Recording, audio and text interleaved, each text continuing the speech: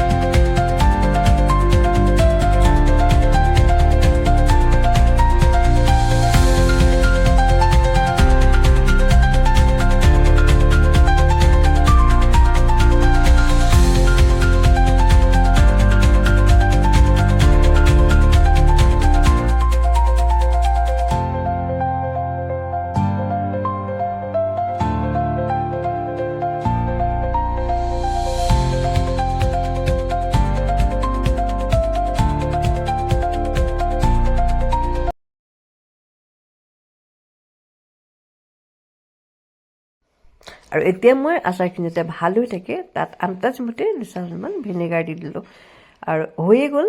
আৰু এতিয়া অকণমান সময় বটলটোত ৰাখি পেলাই মই এটা চিচাৰ বটলত ভৰাই দিলোঁ। আৰু এনেকৈ বনাই চাবচোন বাৰু, সঁচাকৈ খাবলৈও ভাল হয়। আৰু যিহেতু এতিয়া গৰমটো আহি আছে নহয় জানো, এইখিনি বনাই থৈ দিওঁ, গৰমকালেহে খাই ভাল লাগিব। আৰু যদি মোৰ ভিডিঅ'টো চাই ভাল লাগিলে অনুগ্ৰহ কৰি এটা লাইক কৰিব আৰু কমেণ্ট কৰিব। আৰু যিসকল লোকে মোৰ চেনেলটো নতুনকৈ চাইছে অনুগ্ৰহ কৰি চেনেলটো ছাবস্ক্ৰাইব কৰি দিব। তেতিয়াহ'লে আজিলৈ বাই বাই। মই আকৌ এটা নতুন ভিডিঅ' লৈ আপোনালোকৰ আগলৈ আহি আছোঁ।